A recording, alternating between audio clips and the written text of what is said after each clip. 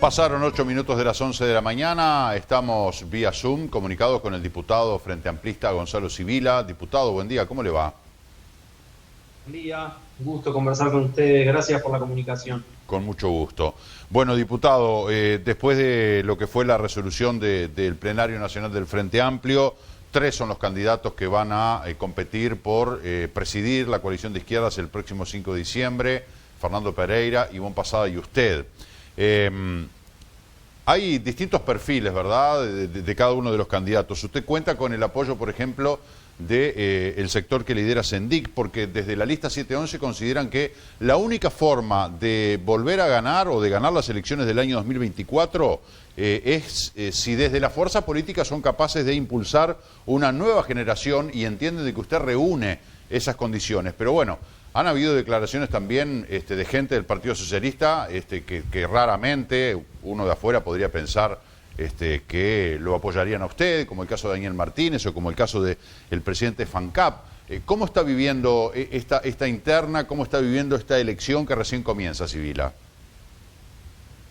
Bueno, a ver, primero contar un poquito cómo surge esta candidatura. Esta candidatura surge a través de, o a partir del diálogo entre distintos grupos políticos, militantes de base, militantes independientes.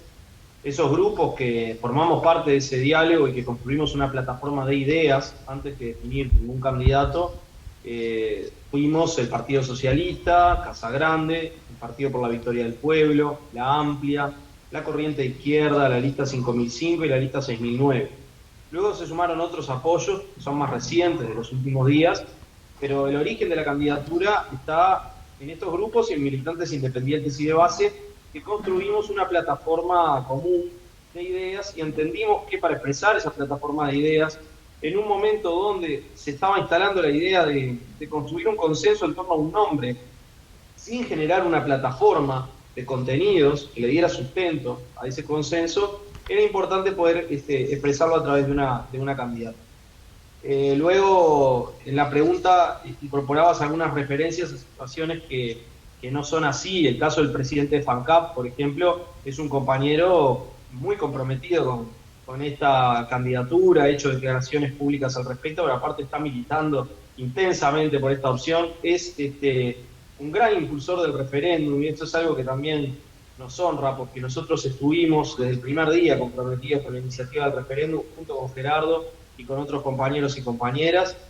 Así que bueno, venimos en un proceso lindo de construcción, los Frente Amplistas piensan con cabeza propia y bueno, en ese proceso distintos grupos y personas han venido tomando posiciones. Realmente el apoyo que viene teniendo este espacio, esta propuesta es grande, pero sobre todo nos importa que estamos haciendo un aporte a la construcción del Frente Amplio, un Frente Amplio que no puede barrer abajo la alfombra, que tiene que hacer autocrítica de verdad, que tiene que construir a partir de esa autocrítica un cambio de prácticas, para no seguir haciendo más de lo mismo, para descentralizar en serio la fuerza política, para animarse a cambios profundos, para dialogar más con la sociedad, para hacerse más participativo y menos popular, menos dirigencial.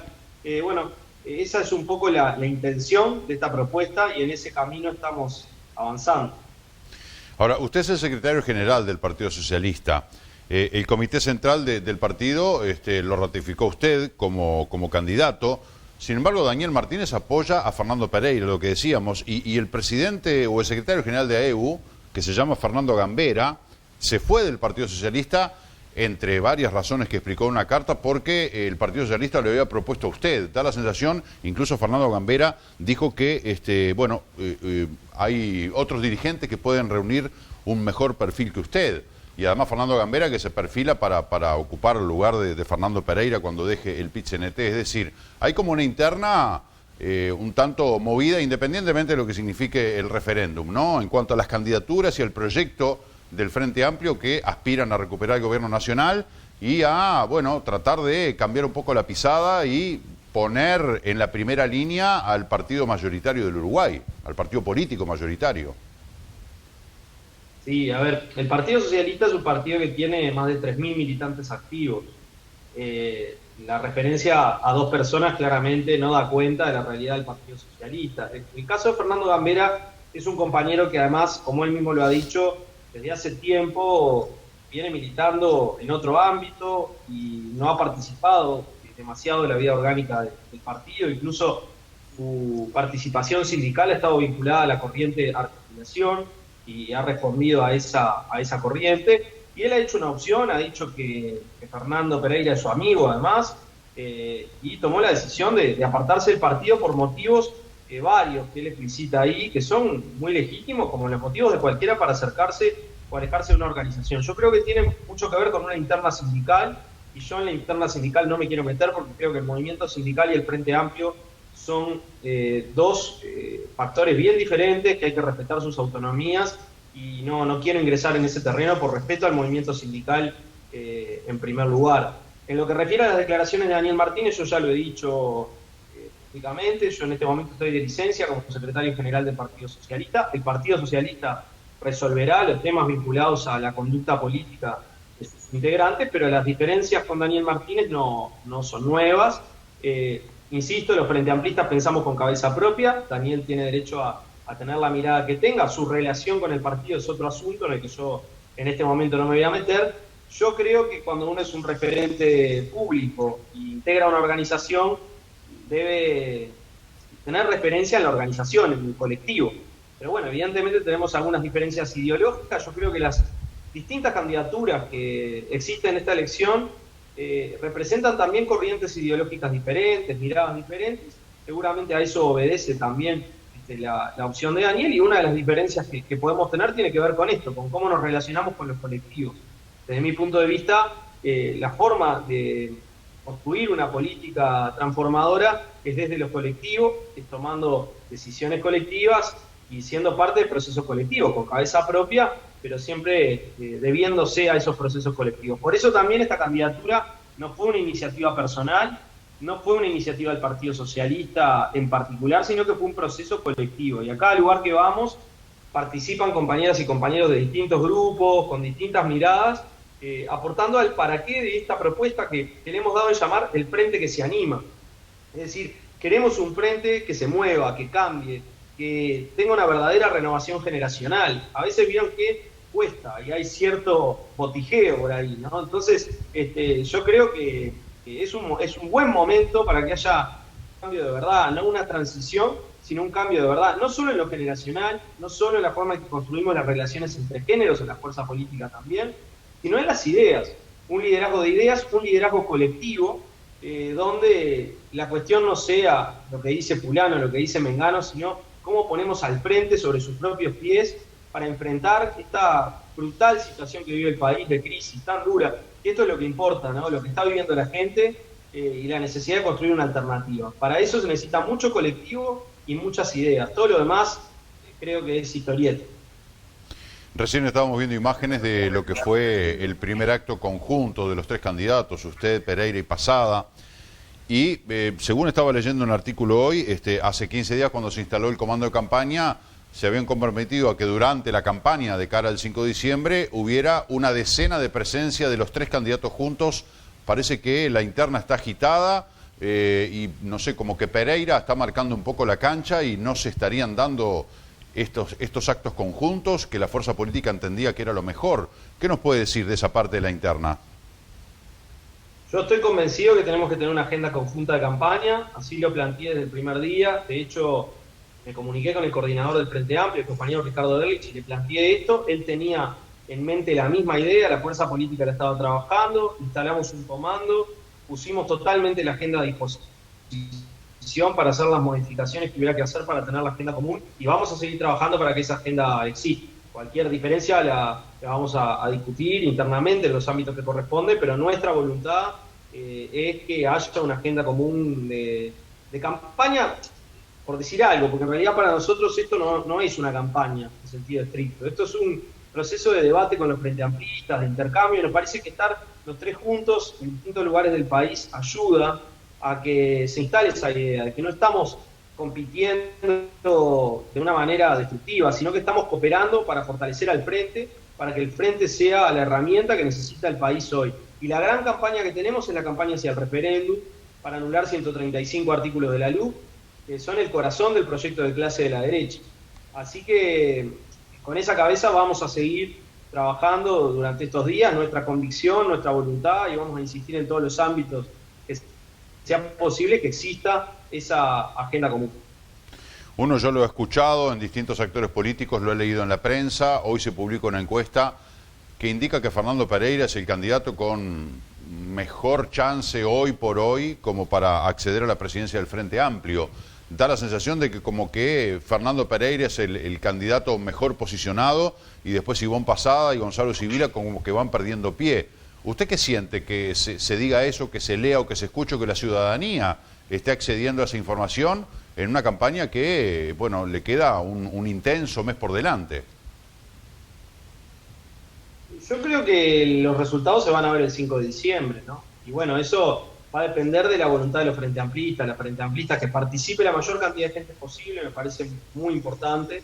Es clave que el pueblo frente amplista tenga una activa participación en este proceso. A eso estamos convocando y eso es lo que nos importa. El diálogo que venimos teniendo con la gente, ustedes lo habrán visto en las imágenes mismo que están pasando, realmente es muy importante. La cantidad de gente que se acerca, el diálogo que logramos tener, los intercambios de mucha receptividad, de mucha posibilidad de encuentro, de síntesis. Los frente amplistas no necesitamos que un grupo de dirigentes nos digan para dónde ir, eso ya quedó claro cuando la remontada del balotaje, cuando la juntada de firmas, que necesitamos con cabeza propia ir construyendo los caminos que creemos mejores para el frente y vamos a generar una dirección colectiva, independientemente de los resultados. Así que yo vengo muy contento con lo que estamos haciendo, con lo que está haciendo el frente como proceso, después del debate de autocrítica del Congreso, que ahora que tiene que traducirse en un cambio, ¿verdad? Y bueno, eso es lo que nos anima.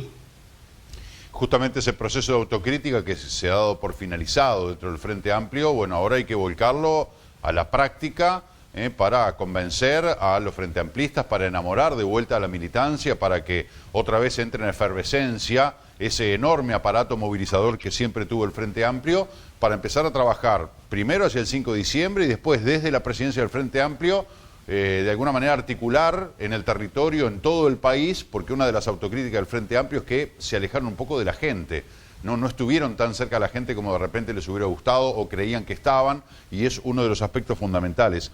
Pero ¿qué Frente Amplio cree usted que se debe reconstruir para reconquistar el gobierno? ¿Qué debe hacer el Frente Amplio? Porque después de 15 años de gobiernos con mayorías parlamentarias, con un apoyo popular infernal, pierden la elección, por poco y porque se juntaron 5 partidos, está bien, pero terminan perdiendo la elección. ¿Qué considera usted que se debe hacer, que lo que a la gente le interesa como para que vuelva a ser gobierno el Frente Amplio? Creo que hay tres o cuatro puntos centrales de la autocrítica que nos marcan caminos en ese sentido, ¿no? Uno primero tiene que ver con cómo hacemos política. Si uno piensa que la realidad se transforma desde el Estado solamente, tomando decisiones de la gestión, se va a enfrentar a enormes dificultades, porque las sociedades se transforman a sí mismas o no se transforman. Se necesita un avance en conciencia y en organización para que las sociedades cambien y para que se pueda sostener en el tiempo un ciclo de transformaciones. Entonces, para nosotros esa es una clave, ¿no? No es hacer políticas para el pueblo, sino con el pueblo. Y ahí yo creo que hubo errores, y hay errores que deben ser subsanados en el futuro. Luego me parece que la falta de renovación, de recambio, un cierto estancamiento, también favoreció la burocratización, la lejanía, ¿no? Entonces necesitamos más cercanía, necesitamos más recambio de personas y de ideas, y esto me parece que es algo también fundamental. Y luego hay un capítulo que tiene que ver con las políticas en sí, ¿no? Con las políticas que hemos llevado a cabo. Bueno, tal vez algunos sectores medios, por ejemplo, sintieron que no estábamos siendo lo suficientemente contundentes en gravar a los sectores más ricos para financiar las políticas sociales, los cambios que tenía que hacer el país, y que por el contrario estábamos poniendo demasiado la carga en los sectores medios. Esto es muy discutible desde el punto de vista objetivo, pero evidentemente esas percepciones estuvieron. Y yo creo que el Frente tiene que discutir una agenda de cambios para el futuro. Para eso hay que estar con los pies bien parados en la tierra de la realidad actual de hoy, escuchar a las nuevas generaciones, escuchar a todas las generaciones y construir una síntesis que implique una propuesta programática que se meta de verdad con algunas estructuras de poder para generar una sociedad más democrática, más igualitaria, más libre. Entonces creo que ahí hay otro capítulo de la autocrítica que tiene que ver con el no haber sido capaces de construir un proyecto convocante de futuro, ¿no? No basta solo con relatar los logros, contar las buenas cosas que hicimos muchas, sino también con proponer horizontes de futuro bien claros, porque si no termina ganando también terreno una derecha que muchas veces termina expresándose en ideas incluso bastante extremistas y que no le teme a decir algunas cosas, pero que no tiene nada que ver con el proyecto de sociedad que nosotros queremos construir. Implica solidaridad, igualdad, libertad y una concepción del mundo y de la vida centrada en la dignidad humana, y no en el capital y en el lucro. Diputado, quiero aprovechar esta entrevista para hablar un poco de la LUC. ¿Por qué entiende usted que se deben derogar los 135 artículos que se proponen impugnar a través de un referéndum? Bueno, creo que se deben anular estos artículos porque son artículos que están generando efectos negativos en la sociedad, sobre todo en los sectores mayoritarios. Entonces, por poner algunos ejemplos, dentro de estos 135 artículos están incluidas normas que favorecen transacciones poco transparentes, transacciones en efectivo de hasta $100.000, algo que no se podía hacer en el Uruguay con las normas anteriores. Eso favorece el lavado de activos, favorece el narcotráfico y por ende favorece la inseguridad. Eso no es bueno para el país. Otro ejemplo, concentración de poder en la educación, en muy pocas manos, retirando la participación social de los consejos desconcentrados de la ANEF. Esto es muy malo para la educación. Es muy malo que se hayan suprimido cláusulas, normas que establecían que no se podían firmar tratados internacionales que mercantilizaran la educación. Nosotros no queremos una educación del mercado para el mercado, queremos una educación pensada para toda la ciudadanía, sin importar su condición social. No son buenas, al contrario, son muy malas las normas sobre el Instituto Nacional de Colonización, que distorsionan una política dirigida a radicar en la tierra a pequeños productores que necesitan un apoyo del Estado para poder desarrollar su actividad. No son buenas las normas que permiten desalojos express en la vivienda bajo la excusa del alquiler sin garantía. Desalojos express para malos pagadores en muy poco tiempo, pero para buenos pagadores también, en un régimen especial. Es decir, hay muchas cosas. Esta ley incluye, entre otros, vulneración de derechos laborales conquistados históricamente, como una suerte de reglamentación del derecho de huelga, prohibición de medidas de protesta social. En definitiva, es una ley concentradora del poder y la riqueza. Estos 135 artículos son el eje de esa concepción. Hay otros artículos en la ley que no necesariamente van en ese sentido porque tocan otros temas, pero la concentración de riqueza y de poder se expresa muy gravemente en estos 135 artículos y tiene que ver también con la forma en que la ley fue aprobada, ¿no? Entre gallos y medias noches, cuando llevamos a discusión esto para juntar firmas, se nos decía que no iban a debatir, que no querían debatir porque querían invisibilizar la campaña, y hoy se apela al miedo.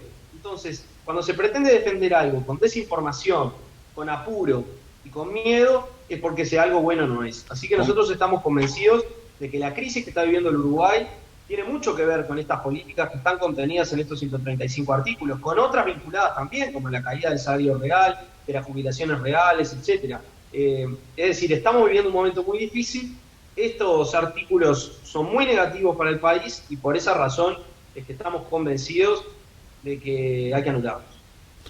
¿Por qué dice usted que apelan al miedo desde el oficialismo? Por ejemplo, por declaraciones que se han hecho, ¿no? Del tipo de si se anulan estos artículos, va a haber que abrir las cárceles. O sea, declaraciones altisonantes, muy poco precisas en lo que se está planteando, que lo que buscan es generar justamente temor en la sociedad. Y este es un tipo de discurso que ya conocemos en el Uruguay. No es nuevo, y yo creo que no es bueno para la discusión política, ¿no? La discusión política tiene que darse en base a argumentos, a razones, y no en base a emociones primarias que muchas veces lo que buscan es desatar en la gente temor o un sentido de amenaza para que no se plantee determinados debates. Pero nosotros confiamos mucho en la inteligencia de nuestro pueblo, por eso también creemos que la afirmación de que perdimos las elecciones porque la gente no entendió o porque la gente no supo, no nos conforma. Nosotros creemos mucho en la inteligencia del pueblo uruguayo y también creemos para esta instancia, así como logramos conseguir casi 800.000 firmas, 800.000 voluntades en plena pandemia, con todo en contra, estamos convencidos de que puede haber una gran respuesta popular a esta política que está generando efectos muy negativos. Diputado, si se derogan los 135 artículos de la LUC, ¿qué pasa en su lugar? El otro día hablábamos con Martín Pereira de la Federación de Funcionarios de Salud Pública y nos decía automáticamente queda lo anterior. Un abogado nos decía que no puede quedar lo anterior porque lo anterior fue sustituido por esta ley. Y si se deroga va a quedar un vacío ahí en esos artículos justamente. ¿Cuál es su postura? ¿Qué dice usted al respecto?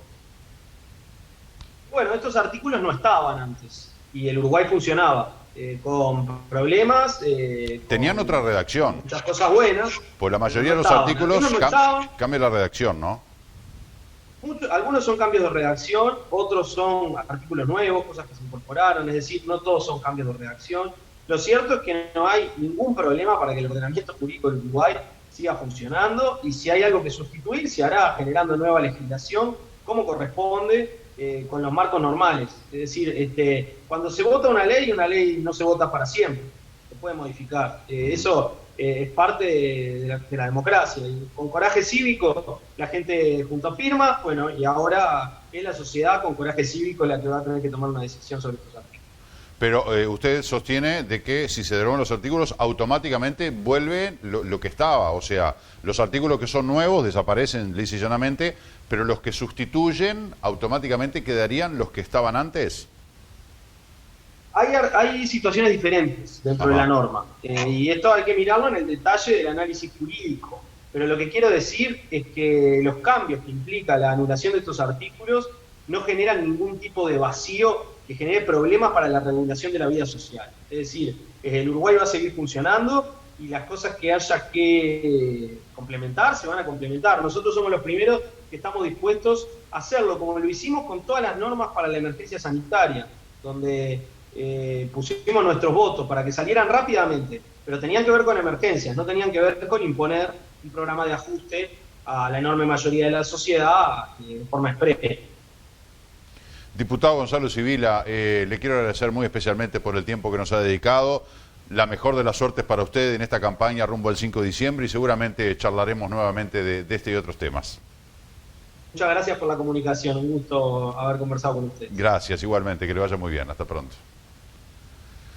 Bueno, el diputado Gonzalo Sibila, candidato a presidir el Frente Amplio en las elecciones del próximo 5 de diciembre, junto a Fernando Pereira y junto a Ivonne Pasada, son los tres candidatos que competirán por presidir el Frente Amplio, que hoy está coordinado de manera interina por Ricardo Ehrlich, ex intendente de Montevideo.